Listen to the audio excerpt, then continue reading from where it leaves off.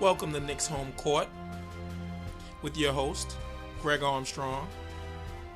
The Knicks have a starting five. The NBA is making it rain. Will fortune favor the bold? At least the Knicks hope so. Coming up on Knicks Home Court. Who wants to go to Cleveland? Who wants to visit Cleveland? Who wants to sign with Cleveland? Maybe not the exact words of Joakim Noah, but he had said that during the playoff run, just trying to get underneath Cleveland fans' skin and some of the players' skin. Well, this week, free agency was crazy. The Knicks signed or agreed to sign Joakim Noah to a 4-year, $72 million deal, and just recently signed Lee, formerly of the Charlotte Hornets, formerly of the Memphis Grizzlies. I can keep going. Formerly of the Orlando Magic. He's been around. He's been with other teams. I just mentioned the teams that were in the playoffs.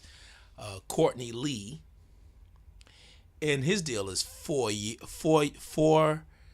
$48 million.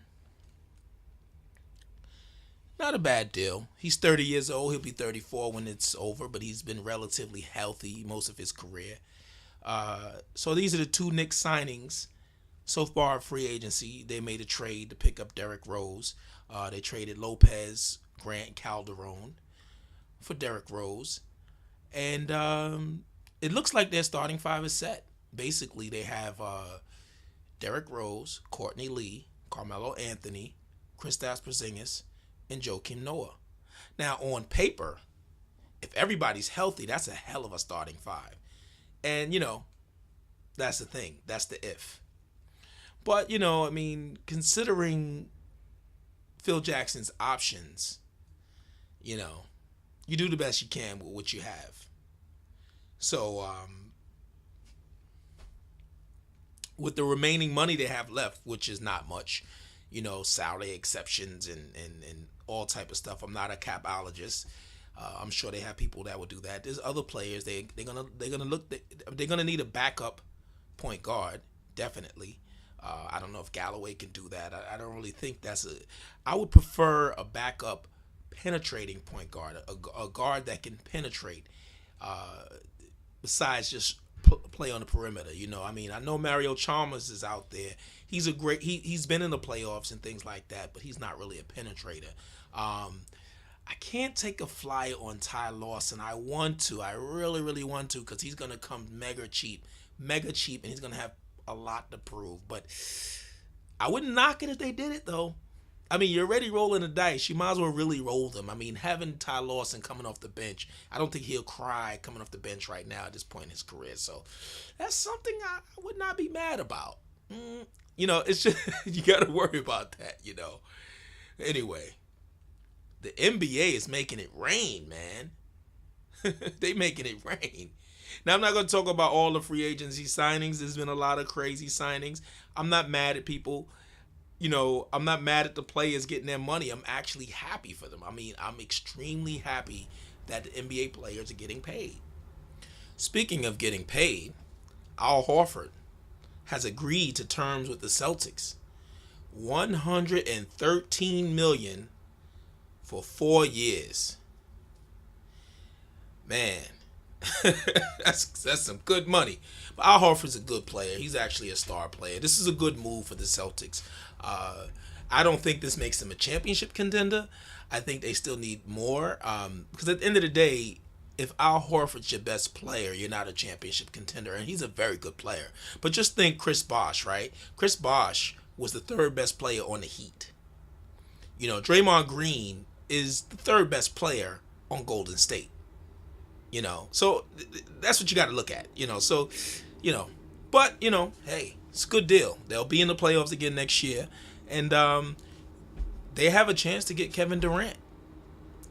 So if they do, then that's a game changer. Now you talk about conference finals. Now you talk about damn Knicks. Anyway, the Lakers They signed Timothy Moskov, and that is something that I mean, they signed him. Good Lord, I had everything lined up. They signed him to a 4-year, $64 million deal.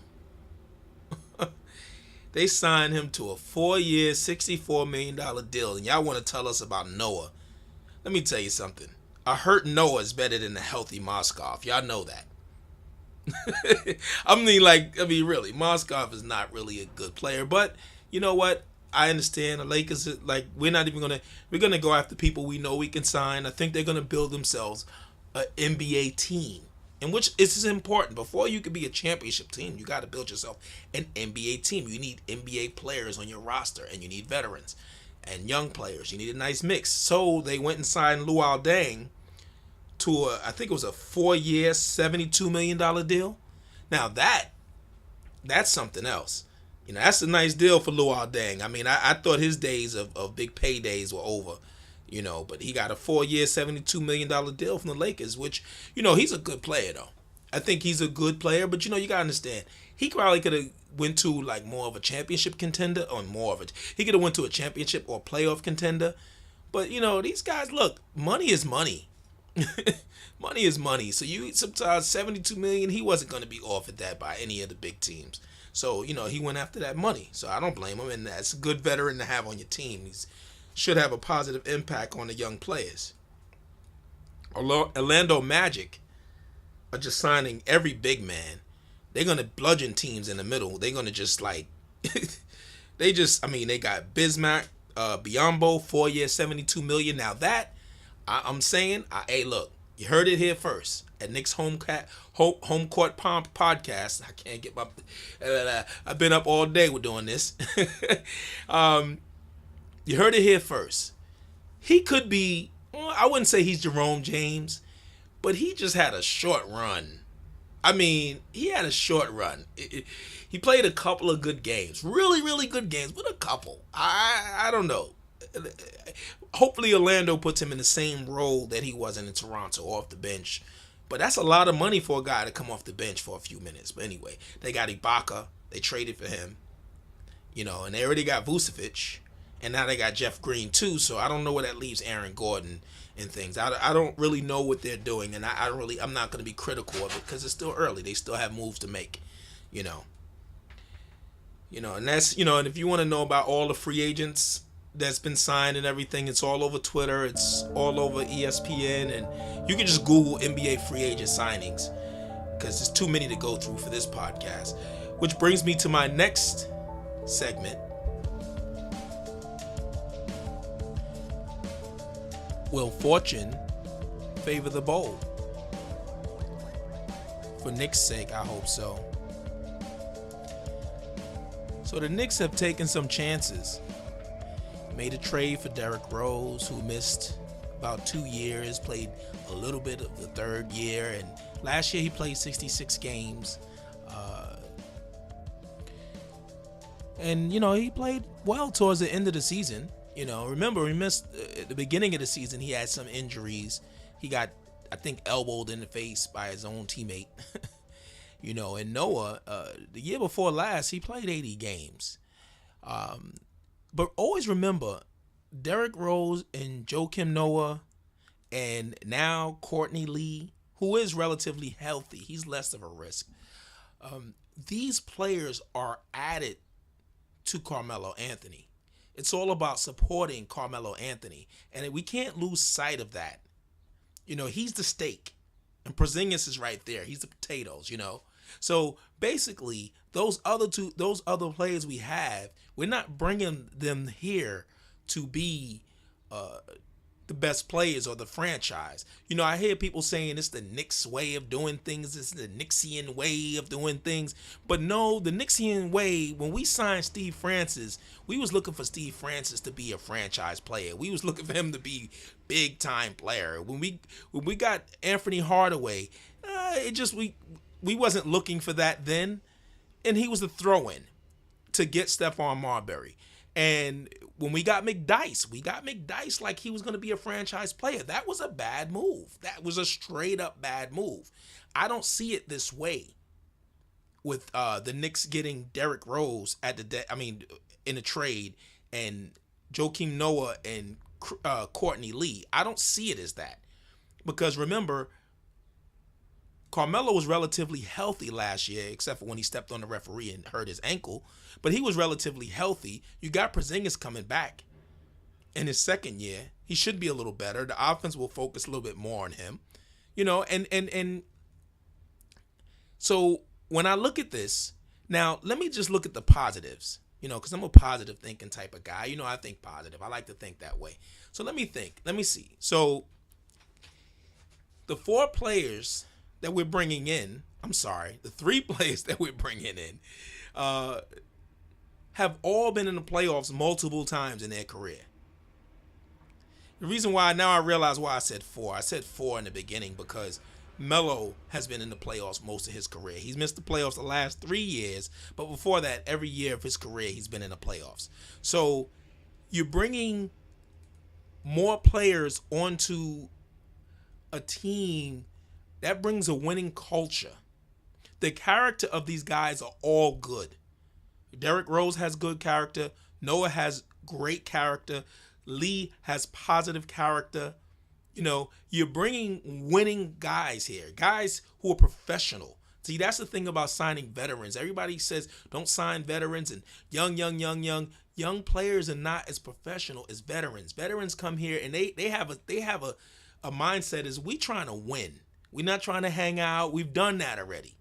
We're not trying to bling bling and make it rain in the club. We've done that already. Don't get me wrong. I'm sure they still enjoy themselves. I'm not going to say they just sit back and don't do anything. But the character of this team, of that starting 5 unit, is going to be good. It's a good character. They're used to winning. This is what I'm saying. It's like muscle memory. These guys are used to winning. Courtney Lee has been in the finals. He's been in many playoff games with Memphis. He was in the playoffs last year with Charlotte. Derrick Rose was a former MVP. Okay, his team won 60 games. Noah, same thing. There's no reason to go into that. Come on. So that's something that's very important to put around a young player like Kristaps Porzingis. Players who are used to winning, who have a certain way of coming to work and doing their job. Okay? Now that's one positive. Another positive I got to say is, they're building a team of pieces that literally fit. You need a driving point guard. You have that in Derrick Rose. You need a shooting guard you can kick it out to, who also creates space and plays defense. He's basically a 3-and-D wing in Courtney Lee. You have that. You have an all-out scorer anywhere on the court in Carmelo Anthony. You have a defensive presence in the middle, at the power forward position, with Kristaps Porzingis, who also can shoot the 3. So it leaves more space. Then you have a center who does not need the ball and is one of the best passing big men in the league.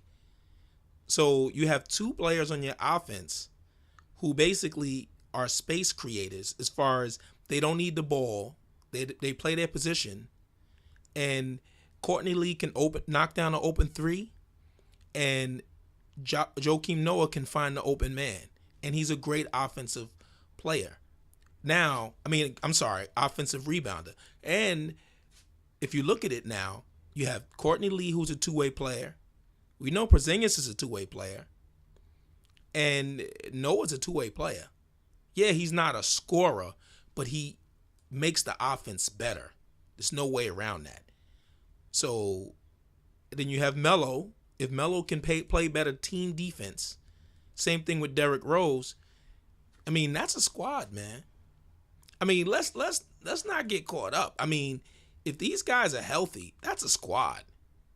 And if people don't realize something about Derrick Rose, if Derrick Rose is just the Derrick Rose from last year, my problem with statistics that they look at is you have to take into account the players around a player when you give a certain amount of statistics. Just by Derrick Rose penetrating the paint will create open shots for players on the Knicks.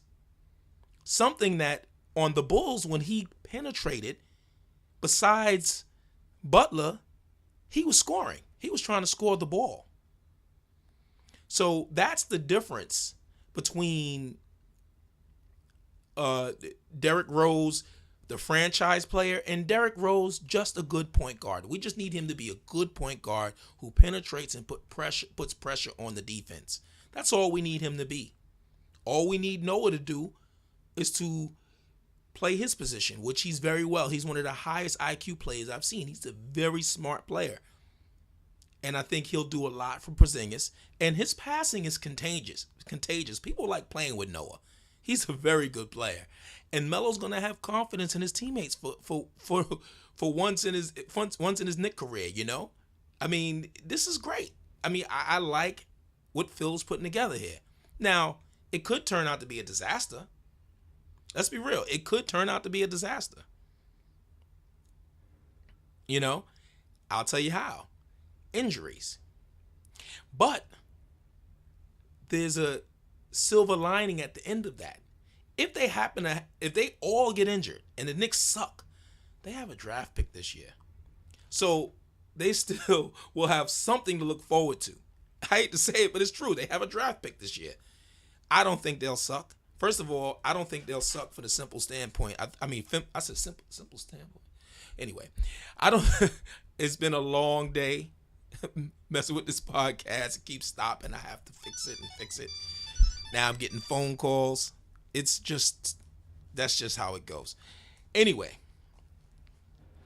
bear with me, folks. This is only my second podcast. I'm trying to get better at this thing here. It's always unforeseen things going on. But back to the Knicks. I'll just say this. I think it's a good gamble. You know, I mean, you have risks and you have calculated risks.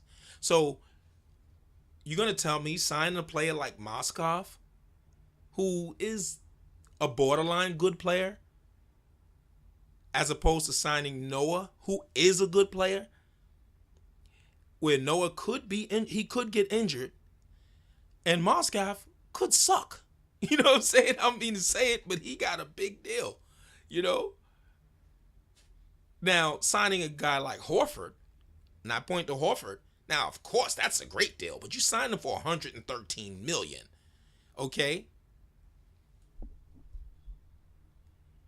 You signed him for $113 million. That's something that, I think he's a good player, and his salary's increased, so, and he's healthy, so I could see that working out. I know he missed the season. I'm not going to say that. I heard another player say that. I'm not going to get into that. But anyway, I think that it's appropriate gambles that the Knicks have taken. This podcast is going to be short. I knew it would be short this week. I'll probably do one later on this week. I'll probably do one this coming Wednesday. This was a little rushed. I just wanted to put something together to speak to the people. I want to keep the podcast going. You can follow me at Knicks Show on Twitter. It's at Knicks Show. And that's 2 S's. It's Knicks Show on Twitter. It's, so a lot of things, because I made the Knicks plural and then I added show. But it's been a long day. It's about 5 a.m. I've been messing with this equipment all night. So, it's good talking to y'all. I will be coming back with another podcast very soon. I'm going to do one in the middle of the week, probably Wednesday. So, everybody enjoy your holiday. Enjoy your 4th of July. I will enjoy mine. I will have a drink to this, and I will not look at the Twitter and all the comments and all the stuff that people are saying because people are so emotional right now. I'm going to stay away from those things. I'm going to wait. But I'll be back Wednesday because by Wednesday, there'll be more information and more stuff. Anyway, this has been Knicks Home Court, your host, Gregory Armstrong. I'll speak to y'all later. Peace.